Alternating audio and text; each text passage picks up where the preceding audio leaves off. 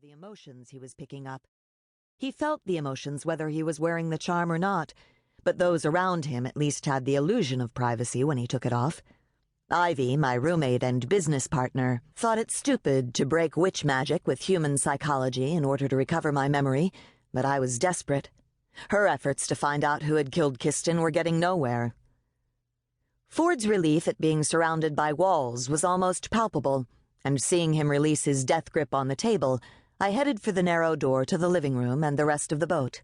The faint scent of vampire and pasta brushed against me, imagination stoked by a memory.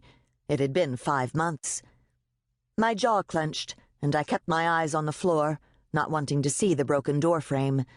There were smudges of dirt on the low mat carpet that hadn't been there before, marks left by careless people who didn't know Kiston, had never known his smile, the way he laughed, or the way his eyes crinkled up when he surprised me. Technically, an Interland death without human involvement was out of the FIB's jurisdiction, but since the IS didn't care that my boyfriend had been turned into a blood gift, the FIB had made an effort just for me. Murder was never taken off the books, but the investigation had been officially shelved.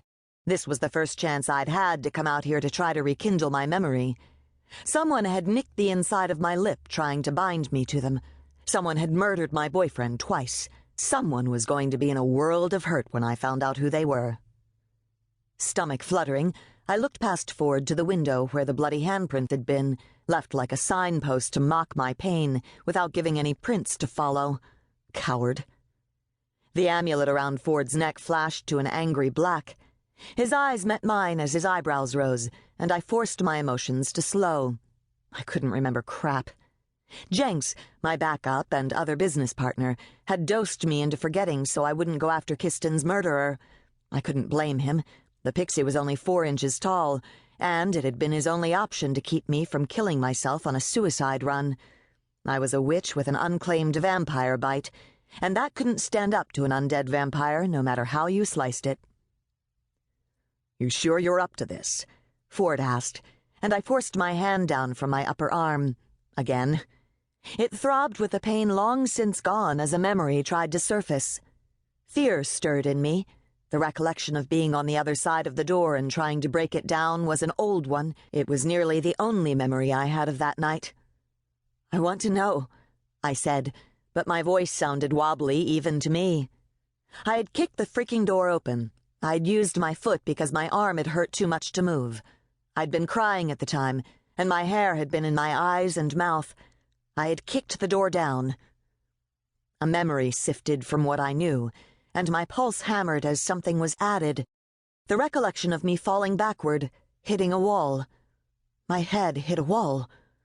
Breath held, I looked across the living room, staring at the featureless paneling. Right there. I remember. Ford came unusually close.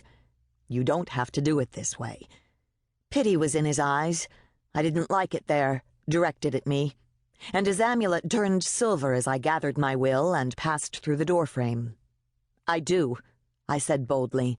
"Even if I don't remember anything, the FIB guys might have missed something." The FIB was fantastic at gathering information, even better than the IS. It had to be, since the human-run institution had to rely on finding evidence, not sweeping the room for emotions or using witch charms to discover who committed the crime and why. Everyone was capable of missing something, though, and that was one of the reasons I was out here. The other was to remember. Now that I was scared. My head hit the wall, just over there. Ford came in behind me, watching as I scanned the low-ceilinged living room that stretched from one side of the boat to the other. It looked normal here, apart from the unmoving Cincy skyline visible through the narrow windows. My hand went to my middle as my stomach cramped. I had to do this, no matter what I remembered. "I meant," Ford said as he put his hands in his pockets, "I've other ways to trigger memories." "Meditation?" I said, embarrassed for having fallen asleep in his office.